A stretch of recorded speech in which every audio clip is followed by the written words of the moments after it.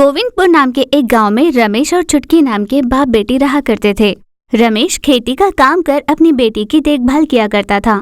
रमेश को अपने बेटी से अपार प्यार था और बेटी भी अपने पापा के पास पैसे ज्यादा न होने के कारण किसी चीज की जिद नहीं किया करती थी।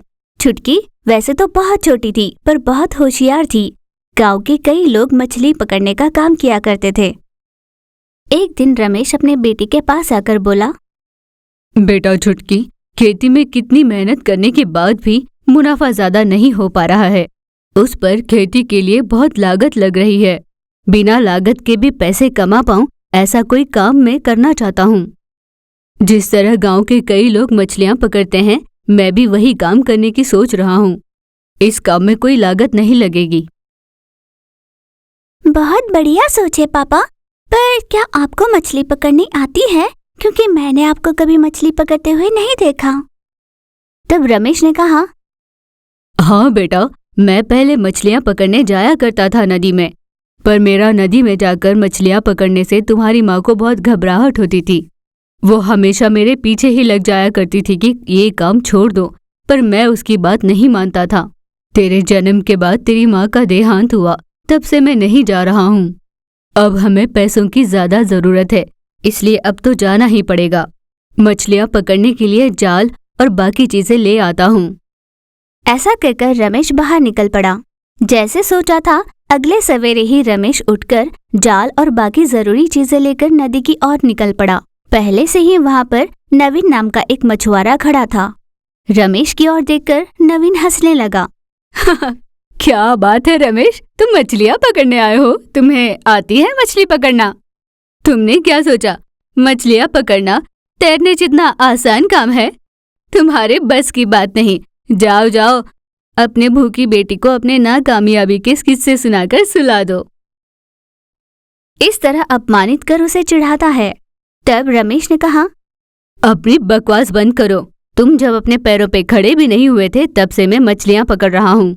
ये तो वही बात हो गई जैसे बछड़े ने ही कहा हो गाय से कि घास चरना सिखाता हूँ। तुम्हारी बातें भी कुछ ऐसी ही है। ऐसे रमेश ने कहा, ये कहावतें सुनने में अच्छी लगती है। जिस समय तुम मछलियां पकड़ा करते थे तब के तरीके अभी काम नहीं आएंगे। अब आधुनिक तरीके हैं। तुम्हारे जमाने के तरीके से अब मछलियां पकड़ में नहीं आएंगी। ऐसे नवीन ने कहा। पर रमेश ने नवीन की बातों को अनसुना किया और मछली पकड़ने के लिए जाल बिछाया।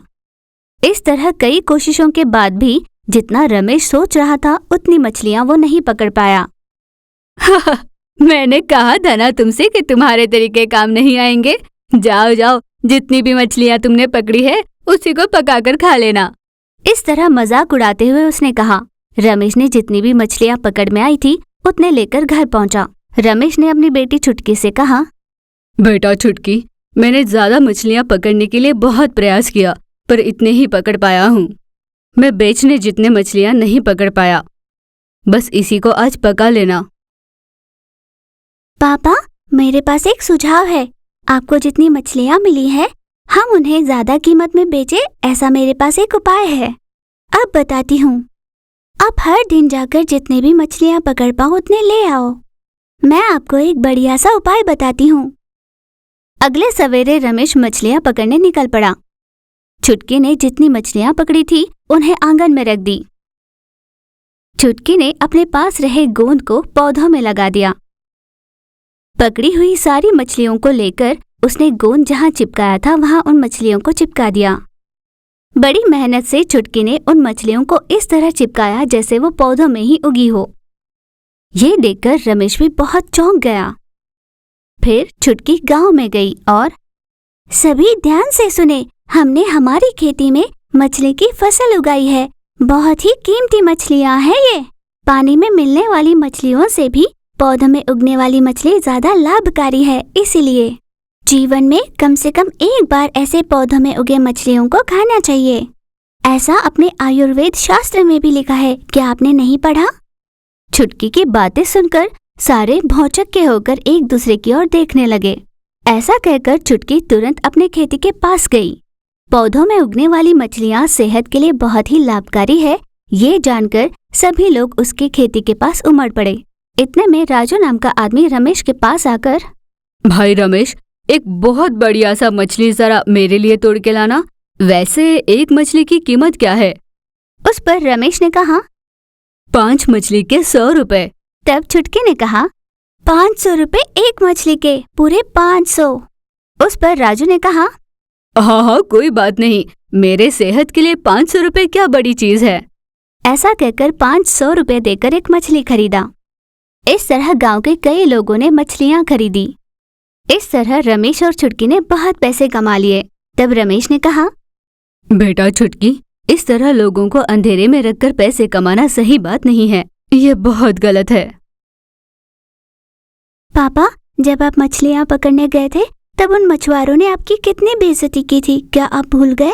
गांव का हर मछुआरा ऐसा ही है, इसलिए मैंने इस तरह से उन्हें सबक सिखाया। अब तो हमारे पास बहुत पैसे हो गए हैं ना, अब हम इन पैसों से एक अच्छा सा व्यापार शुरू करेंगे, और वो भी ईमानदारी से। ऐसे छुटकी ने कहा। राजेंद्रपुर नाम का एक गांव शहर के बहुत करीब था। उस गांव के सभी लोग गरीबी को अनुभव कर रहे थे। उस गांव के सभी लोग खेती पर ही आधारित जीवन बिताते थे, पर फसल ठीक से नहीं उगती थी। खेती से सभी को नुकसान ही हुआ करता था। उसी गांव में रहने वाली श्यामला नाम की एक औरत एक दिन अपने पति किरण से कहती है, सुनिए जी, इस बार भी अपनी फसल से हमें कोई फायदा नहीं हुआ, लगता है इस बार भी कर्ज उठाने पड़ेंगे। श्यामला, मुझे और कोई रास्ता दिखाई नहीं देता, इस भूख को बर्दाश्त करना मुश्किल है। यहाँ से शहर पास में ही है, मैं शहर जाकर भीख मांगा करूँगा। शहर में बहुत धनवान लोग रहते हैं, उनकी भीख से हम कुछ न कुछ तो पैसे बना ही पाएंगे। वो पैसे भले कम ही हो, पर उससे हम अपनी भूख मिटा पाएंगे। एक समय की रोटी खाकर हमारे लिए अभी इतना ही काफी है। ऐसा सोचकर अगले ही सुबह किरण एक पोटली लेकर शहर में भीख मांगने निकल पड़ा। पर भीख मांगने निकले हुए किरण को उस दिन कुछ भी नहीं मिला। इस तरह जब किरण वापस लौट रहा था तो उसने देखा कि वहां के धनवान लोग कूड़ेदान में कूड़ा डाल रहे थे। वे वहां आकर कूड़ा फेंककर जा रहे थे।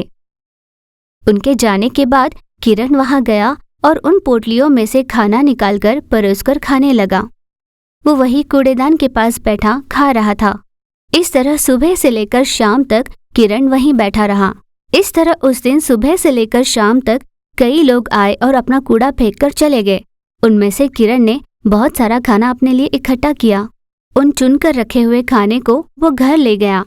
श्यामला, श्यामला, तुमने देखा, आज तक हमने ऐसी कोई चीज नहीं खाई होगी, वो मिली है। आज तक हमने इतना खाना नहीं खाया होगा जितना मैं आज ले आया हूँ। ऐसा कहकर वे दोनों खाने के लिए बैठ गए। तब श्यामला ने कहा, ये सच में बहुत स्वादिष्ट था। खाने का स्वाद इतना बढ़िया था जैसे ये धनवान लोगों के लिए ही बना हो। ये आपको किसने दिया? क्या आपके किसी दोस्त ने आपको दिया है या आपने खुद ही कहीं से लाया है?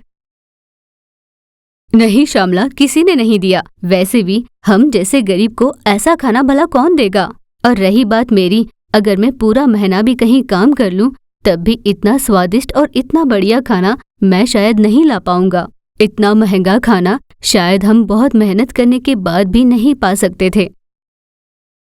वो सब तो मैं समझती हूँ, पहले ये बताइए कि आप ये खाना लेकर कहाँ से आए? मैं आज सुबह शहर भीख मांगने के लिए गया था ना, पर वहाँ पे किसी ने 1 रुपया तो क्या कुछ खाने के लिए भी नहीं दिया। बहुत भूख लगने के कारण मैं एक धनवान लोगों के घर के पास कूड़ेदान के पास बैठा था। मैंने देखा वहाँ पर एक औरत आई और उसने कूड़ा फेंका। उन्होंने शायद ये सोचकर फेंका होगा कि खाना खराब हो चुका है, पर उसमें बचा हुआ खाना ही ज्यादा था।